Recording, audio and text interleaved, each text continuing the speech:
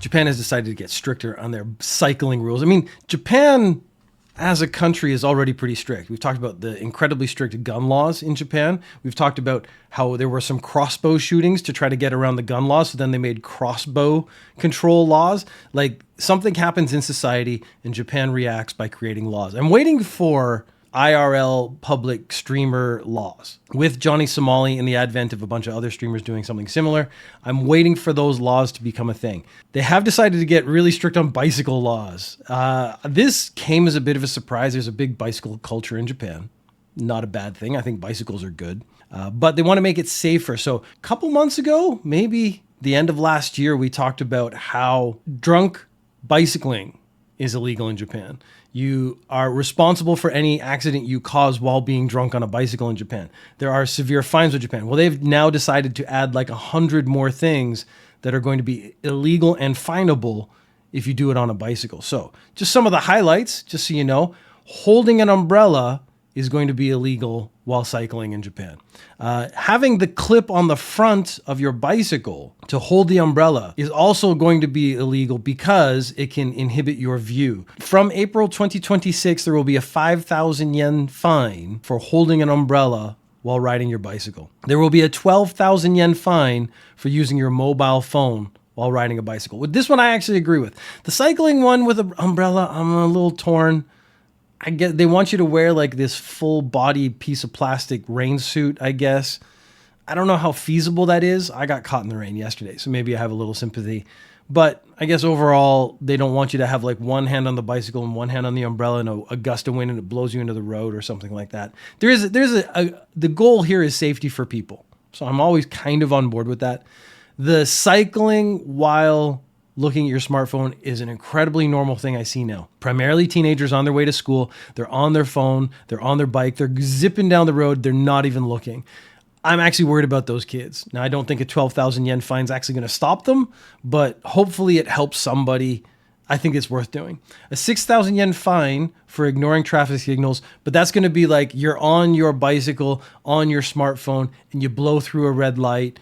You now get a 12,000 yen fine for your using the mobile phone and a 6,000 yen fine for blowing the red light. There is also a 3,000 yen fine for double riding. Double riding is seen as this terrible thing, but it's also very romantic. So this is a problem where culture has made a girl riding on the back of her boyfriend's bicycle or riding on the handlebars and them double riding together is a very youthful, romantic thing. It happens in manga. It happens in anime. It's a love story thing. So people want to do the love story thing they've been raised with. It's also slightly dangerous. So screw you, 3,000 yen, please. Although that is a nominal fee, I don't think it's really going to be a big deal. If I said host of the NTV show, the exclamation point, Tetsuan exclamation point, dash, double exclamation point, his name is Kokubun Taichi. He's a 50-year-old dude. He was also the keyboardist for the band Tokyo, and he suddenly disappeared from TV. If you had to guess, having listened to Ninja News Japan in the past, if you had to guess why or what happened, what would you guess? This would be a quiz, but it'd also be the easiest quiz ever because it's like a 50-year-old Japanese man who has a certain amount of power. Sexual harassment. Just across the board, you know it's already sexual harassment. I don't even have to read it. The funny thing is the TV channel's like, oh, we're just going to say he violated compliance rules. But it's like, no, there's a 50-year-old dude on Japanese TV who's famous. He was sexually abusing people around him. He was harassing people around him. It's something like that. He touched someone inappropriately. He disappeared from the band. He disappeared from his TV show. And I actually am more deeply offended by the fact that they had double exclamation points. They had an exclamation point because it's like, it can't be the Tetsuan dash. It's the Tetsuan. And then I don't know how you double exclamation point, how you make that sound stronger. But the name bugs me. Japanese TV names are already bad. This one, I don't know, was particularly offensive. And the fact that this guy is now this guy, I never knew who he was. But then as soon as I saw the title, it was like 50-year-old Japanese man removed from his TV show and kicked out of his band. I knew what was going on. Apparently, it's not just sexual harassment. It's also like a power harassment abuse kind of thing. He was pulling an Ellen DeGeneres on his staff. So basically, if he saw you as equal, So you're a Tokyo band member, you're a boy band member, you have a certain social status, you have a certain amount of fame. Then he treated you really nicely. He was really kind. But if you were anywhere beneath him, he would like lose his shit on you regularly. So shouting was a daily occurrence. He asked female staff members for nudes. He asked them to go on dinner dates. He did non-consensual touching on a regular basis. This was reported multiple times for being overly familiar. And of course, the station didn't do anything about it for years. So now it's come to the forefront. Now he's being pulled. I mean, I don't even know what to say. There's nothing I can say. This is just such a standard thing now. Famous guy. The bit that boggles me, I think, is I'm a 50-year-old dude. If I really needed to, I could get a date. If I was famous and rich, I think it'd actually be quite easy. I don't need to be shitty to people. I don't need to be mean or cruel to people to get that attention. I'm already getting the attention of being famous, and then, I could be nice to some girls and I bet they would give me attention back. I can't fathom how these guys are finding it difficult. Demanding nudes from ladies, that's not going to get you anything. I mean, I think that's the short version. That's not going to get you anything. Why do they think this is going to work? You can leverage your fame and your wealth and get that stuff. Why do you got to be a dick about it as well? This was a very interesting piece of dental fraud, which it's a very, very specific kind of fraud, I guess. I had a very hard time finding good dentists in Japan. So doctors, I've been very lucky. I've had people, my friends, coworkers and stuff, tell me some horror stories about them not finding good doctors or the language barrier being too much or whatnot. I have had very good luck with doctors. I had to try a couple dentists. I found a good one who went to my university, which gave me a lot of confidence for some reason.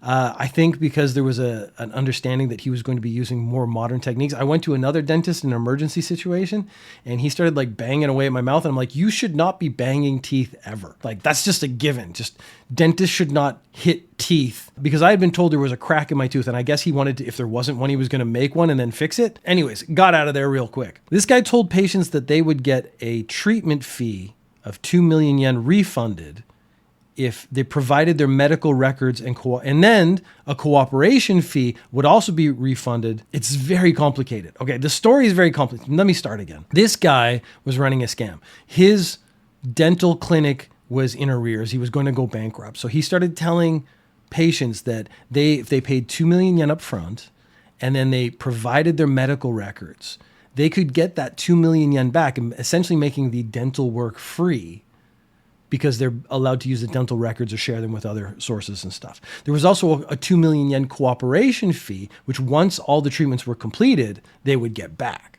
So he's basically saying, you give me 4 million yen and you will get money back later, all of the money back, and essentially this is just free treatment. He's received more than a dozen complaints. So he was doing this to more than a dozen people.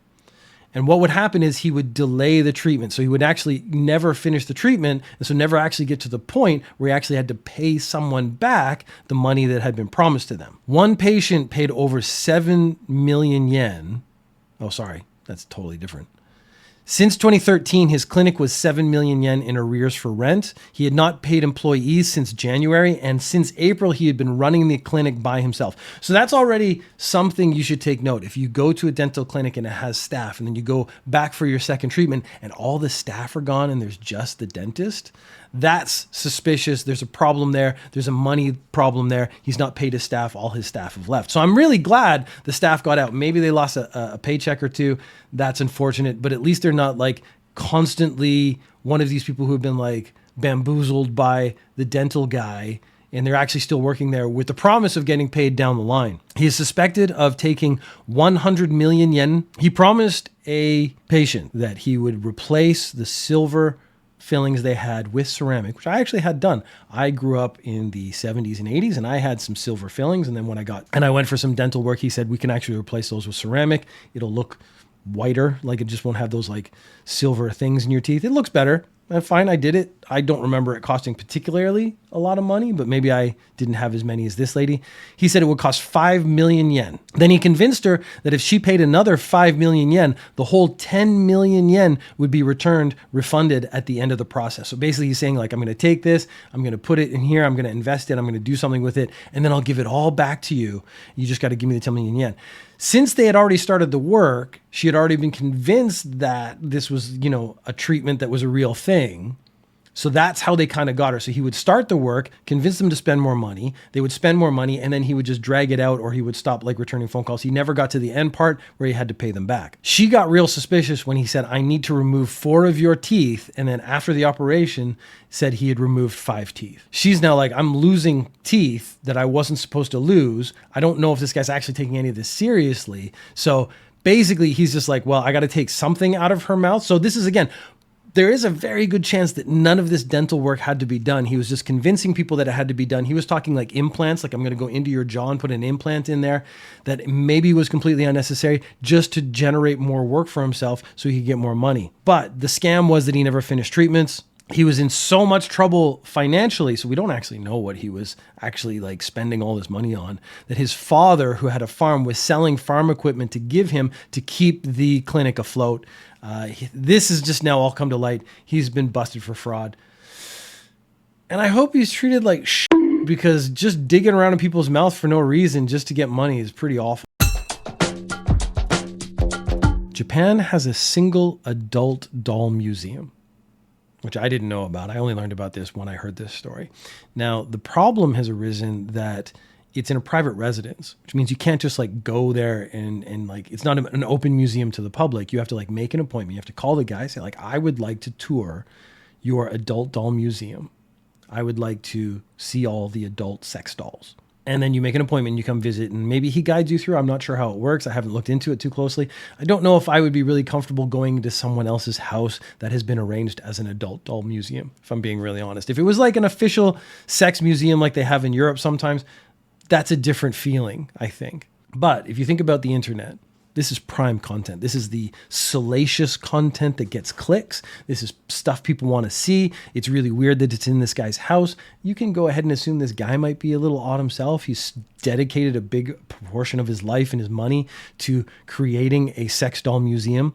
There is a VTuber agency called Nijisanji, and they started bugging the owner for an interview. So they started calling him and sending him emails and saying like, hey, we want to interview you. And apparently they were getting aggressive. He actually called the emails disgusting. And he said like, I don't want to do an interview with you. I don't like the way you're sending me messages. I don't like the way you're dealing with me. I don't like the way this is being handled. This is disgusting. I don't want to work with you.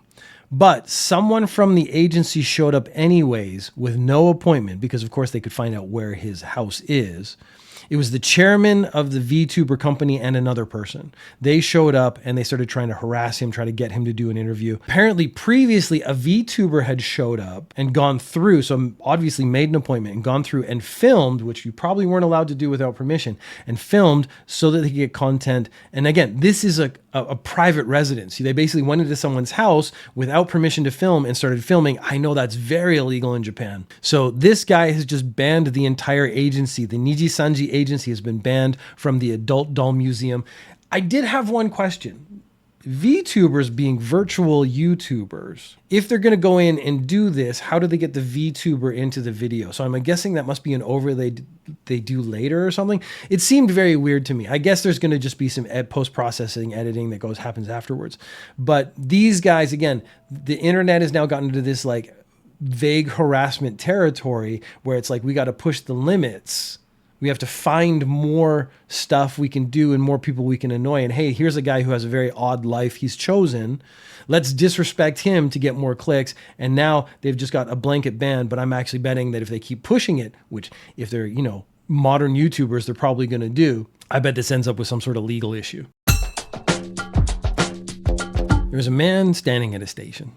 That doesn't sound like a very exciting story. And the police were like, it's really hot right now. This was June 17th. We're getting into sort of the beginning of the really hot period in Japan. We just hit rainy season now. But June 17th was a hot day. Now this guy has a long sleeve shirt and a vest on. So that's really hot. They do have these like air conditioned fan vests, but he wasn't wearing one of those. So a policeman's like, this is very unusual for him. He doesn't even like roll up his sleeves to alleviate some of the temperature problem that he must be experiencing. So this guy just looks hot, and not in a sexy, cool way. He looks hot, like, my God, that guy's hot. So the cop goes over and talks to him. A lot of people coming from other countries, again, I'm talking primarily to Americans, have this false belief that the way things are handled in other countries are the way they're going to be handled when you travel overseas. Like, I've seen Americans in the UK, and because the police speak English and stuff, they think that the rules are the same. So they start talking about like First Amendment rules or like read me my rights and stuff, where none of that actually exists in that country. In Japan, I think there's actually the belief that you are guilty until proven innocent. I don't think they follow the innocent until proven guilty rule set. So they see you and they see something suspicious. That guy's suspicious looking. He's guilty of a crime. Let's go check it out. That is a perfectly normal, reasonable way for police to behave in Japan. It is very annoying and it's scary because that means they can stop and talk to you. Foreign people, often if they're walking down the street, get stopped and questioned. That is not an issue in Japan. And you can say it's profiling, and police have gotten in trouble for it in the past, but police manuals that has come out have said like, oh, you see foreigners, they're more likely to commit crimes. So they should be checked out. Statistically, that doesn't hold up, but that doesn't matter because the stereotype is there and the police believe it. So they're going to treat you like a criminal. And again, in Japan, that's okay. They can get away with that. That's not necessarily a bad thing. You do have rights, but a lot of the police don't necessarily know those rights or don't treat you as if you have those rights, and they can get away with it, which is how we've gotten to this place. Anyways, this guy has a long sleeve shirt and a vest on. He looks hot. Police ask him questions. Guy like, I'm not answering your questions. So that's more suspicious because if you had nothing to hide, this is again sort of the antithesis to the if you have nothing to hide surveillance state that we might be living in. You know, what's the problem? He's like, I don't answer questions. He refused to answer the questions. He walks away. He gets in a taxi. He goes to a train station. He gets on the train. He goes to the Shinkansen station, the bullet train. He gets on a train going to Nagoya.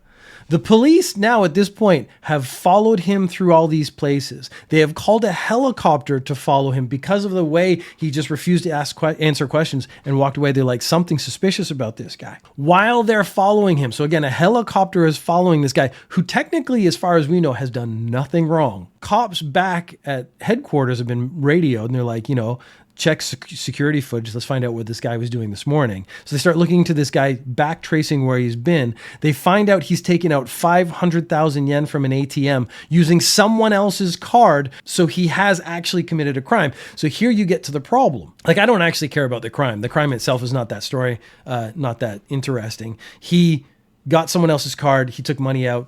Okay, yeah, that's a crime. Sure. But the police's behavior of following this guy has now retroactively been justified by the fact that they're like, we were suspicious this guy has committed a crime. We went to speak to him. He behaved more suspiciously. We went and checked. Now we found out he has actually committed a crime. You can see there's like a Minority Report justification for the way the police behaved because the way they behaved has uncovered a crime. When the guy gets off the bullet train, he's immediately arrested. We're like, we know you've taken 5,100 yen out of an ATM. We know you use someone else's card. You're under arrest. The questions remain. Should cops put so much effort into someone wearing warm clothes? So he was wearing suspicious clothes. Should they have put that much effort into following him because he had technically done nothing wrong in view of the police? But as far as they were concerned, he was behaving suspiciously. But that's something to remember when you go to a new country, when you go to a different country. The rules from your country do not follow you. The rules may be different. If this was all justified as far as the police were concerned, they are not going to get in any trouble for, profiling or whatever you might want to call it of this guy because they're like, he was behaving suspiciously. You can actually say like the cop has experience. There was more to it when they spoke to him. He became more suspicious and that's why they followed up on it. But in Japan, you should be aware that I think you are treated as guilty until proven innocent. You can interact with the police. Most of my interactions with police have been very minor. I've never been stopped on the street by the police and questioned like a lot of the people I know have. I have gone to the police multiple times and had very positive experiences. So again, maybe I just exhibited different. Maybe I'm not suspicious. Maybe that's it. I just don't exude that suspiciousness that the police would take in because I'm a fairly innocent guy. Although every time I've traveled to another country, I have been treated like I'm a drug mule. So that's maybe everywhere else. I just seem like the suspicious guy who is carrying a kilo of drugs up his butt. A man was arrested for selling a colorized, pirated version of Godzilla. So we're talking about the original Godzilla, which was filmed in black and white. And now with AI technology, you can throw the video up online and AI will colorize it for you. He sold it on a flea market website. On the website, he claimed the colorized films had their copyright expired. So this was perfectly legal. Like there was no copyright on the film. Godzilla's copyright doesn't end until 2031. So actually, he's pretty close, like 6 years off, but in 6 years, I'm sure there's some loophole where they can like renew the copyright or re-release the film or something like that. Godzilla's copyright will never go out. They're never going to let it lapse.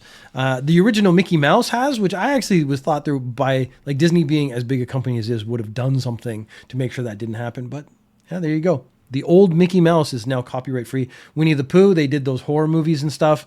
That came to mind because we have a Winnie the Pooh story coming up in a minute. He was selling these for 3,000 to 30,000 yen each. So I'm assuming like the price difference wasn't for the same film. Like he was doing different films, colorizing them, and then selling them online. He was selling you a DVD. I'm assuming, like a Godzilla movie was expensive, 30,000 yen. And then some other movie that wasn't as popular was 3,000 yen and somewhere in between. He had made 1.7 million yen in 5 months. Police became aware of this. They have police who basically apparently just troll websites and stuff, cybersecurity police. Yeah, they're finding a lot of cybercrime this way. There's working very hard on copyright crime lately. This has been a big set of stories is copyright. Japan's doing everything it can to protect its own IPs. As promised, a 59-year-old man. I was kind of like going to stop there. 59-year-old man. This is where we do another quiz. Like, what do you think the 59-year-old Japanese man did, considering our theme of 50-year-old Japanese men and what they do? Well, he was Winnie the Poohing it. So Winnie the Pooh is famous for wearing a jacket and no pants. This man was walking along with a shirt, sort of the upper body covered the way it's supposed to be, and his lower body completely exposed. It was 2:00 in the morning. He was just walking around, apparently just airing himself out. The police found, now I normally would have assumed he was drunk. This is just sort of standard. They found no alcohol or drugs detected. So maybe he had something in his system and we don't know, but he was just walking around in the night air, kind of like just getting that all out in the open. Just be careful. You walk around at night, that is something you might run into. Again, I could do a quiz. A 16-year-old went to a sushi restaurant. And again, fill in the blanks. You know it was for social media. We could do a little bingo thing. Like, you know what you know without me telling you the story. You know he did something stupid. You know it was on social media and he posted it to make his friends laugh or to try to get viral. And you know the police saw it or the company saw it and they just went and picked him up. Like, because he did it on his own account. Like, that's already set. I shouldn't even have to like say those things anymore, I guess. The question, I guess, the devil's in the details. Kura Sushi is one of those kaiten sushi places, so it goes around on a loop. And then after you have your plate, you put your plate in this little slot. That's already, so you can put stuff in it. It's going to slide down a little thing, go in and get washed. And I don't know what the mechanism is. There's some Rube Goldberg machine that actually washes the dishes behind there. I don't know. He's like, I'm 16 years old. I'm dumb as shit. And I'm not actually excluding myself. I think every teenager is dumb as shit. I think I was dumb as shit at 16. I did some really dangerous, stupid stuff. Social media wasn't really a thing when I was a teenager, which I think is a good thing because I think I would have been one of the victims of I want to be famous for doing dumb stuff online. If I think of some of the stuff I had done when I was 16 and I'd filmed it, it probably would have gone viral and it probably would have ruined my life. So the popularity would have like filled my head. I think it's really good that I didn't grow up in this era. I think I would have been absolutely a victim. I would be one of the people I talk about now on this podcast. So he's like, I'm going to do something funny. I'll put something in the slot. What can I put in the slot? Well, he opened a condom and put the open condom. It wasn't used. That's a generous, thankful for all of us, because then I would have had to go through the whole thought process of how did he get the condom to the place, but whatever, we don't have to deal with that. He opened a condom, put the condom in the slot, took a picture of it, and then I'll post that on X and it'll get really popular, and it did. And then Kura Sushi, the company, which of course recognizes their own slots, reported it to the police. He was immediately picked up and he was arrested for obstruction of business by fraud. I do want to know what part of that is fraud. I'm still trying to find a lawyer I can speak to just to have like these questions worked out. But I've realized the problem is if I just as Chunk with Beef Chest send a message to a lawyer, they're just going to ignore it. And then like, hey, I can't pay you. They're going to ignore it. I mean, these are lawyers. So I get why it's so problematic. What is the fraud aspect? Because obstruction of business, he's doing something gross that is making the business disrupted. 100% on board with that. But where's the fraud in that? Like, he didn't put a plate in the plate slot. Is that fraud? That's the question I have. Like, where's the fraud aspect of this? I'm not thinking he should not get in trouble. He should absolutely get in trouble. I think they should like really make sure that this stuff stops happening, because these sort of shared spaces in restaurants being abused like this makes it gross for everyone else to go to these restaurants. But I do want an explanation as to what aspect of this is legal and illegal, what he did specifically that was illegal. Making a dirty thing dirty, I don't see that as being fraud. That must be something else. Again, the obstruction of business. Company president of a staffing agency is walking down the road. He's got 7.8 million yen in his bag. He's going to pay his staff. It's a staffing agency. He's going to pay somebody. It's payday. 4 people wearing masks and plastic gloves run up behind him and smash his face with spices, which is already to me a very interesting way of trying to assault someone. Then they grab the bag and they try to run away. The company president doesn't let go of the bag and starts screaming. The 4 guys, they take off. Well, it turns out it was 4 Indian and Nepalese people who were arrested. The fact that they stole the money and tried to use spices just leads us into this like weird racist joke territory, but they did it. Like, I don't know what to do. I was like trying to make jokes and I'm like, the jokes sound bad, but this is based on a real thing. So what do I do with this information? They didn't get the money. They didn't get away. So again, there's CCTV everywhere. There's surveillance video. The police just checked. They backtracked it. Just like that guy who was suspicious on the train platform. They can find you anywhere now. So I'm now thinking like any crime in public is just already an automatic fail. You got to figure something else out. One of the Indian guys actually worked for that staffing agency, so they're pretty sure that he knew it was payday. He knew that the company president would be carrying the money to go pay staff. So he's paying staff in cash, I guess. Like, I work for a company that gets transferred automatically to my bank account. I don't actually ever really carry cash anymore, and I pay with everything with PayPay, which is, again, also an automatic transfer. So they must be dealing with, again, if the guy's Indian, he's dealing with immigrants and stuff, maybe they're paying them cash because they don't have bank accounts or something. But him knowing that and then abusing that information, but then also like, how can we like disable this guy? And almost, again, in a non-violent way, we'll just stuff spices in his eyes. He had to take a week to actually heal fully. I'm just sure it was inflammation and stuff. But that's pretty unpleasant. He wanted to do pepper spray, but didn't have pepper spray. So they're like, we'll do some homemade, smack it in his face and see what happens. It does not work out. That was a really bad plan. Don't do that. There's a company called Neo Corporation. They do electricity, so wiring and stuff like that.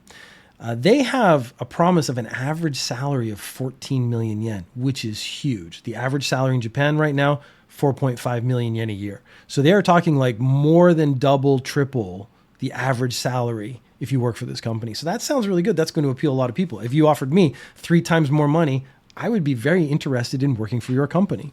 They're being sued by 5 ex-employees. So that's, if they pay so well, why would these people sue them? Because of course, that amount of money means they think that you're going to put up with a lot of crap. You're going to put up with a lot of crap. That's going to mean power harassment, sexual harassment, just like all these stories now. It's now just become like, again, a given as to where this story is going to go. There was violence on a daily basis is what they were saying.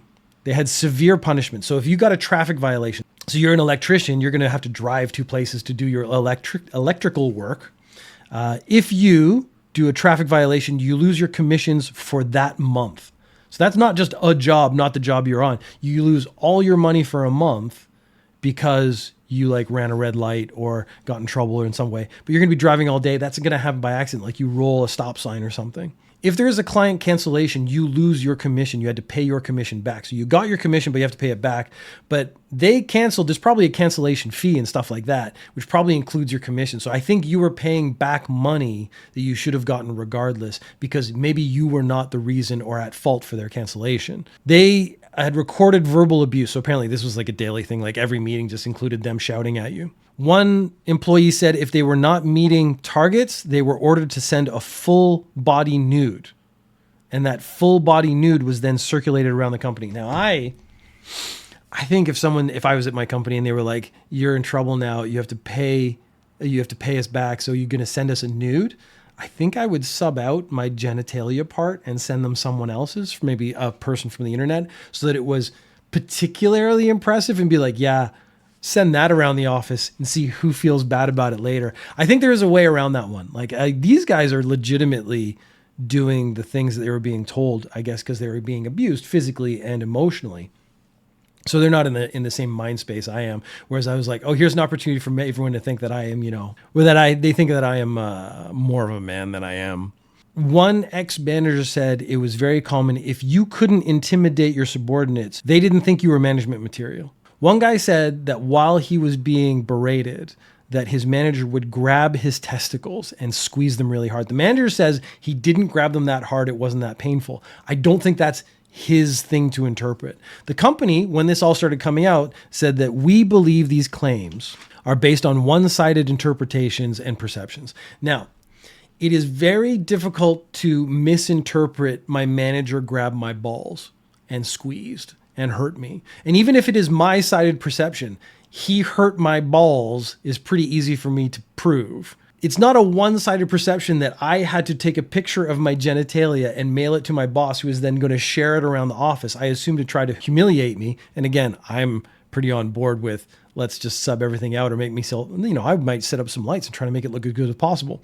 But that's not a one-sided perception. This is something I had to take a picture. I sent the picture to my manager. That picture then made it around the office. There's no perception there. That happened. So now that this is going to court, more of these things are going to come out. I bet we get a lot more crazy stuff coming out from the Neo Corporation. Still, 3 times more salary if all I got to do is send pictures of my junk around the office. I mean, that's something I'm kind of doing anyways.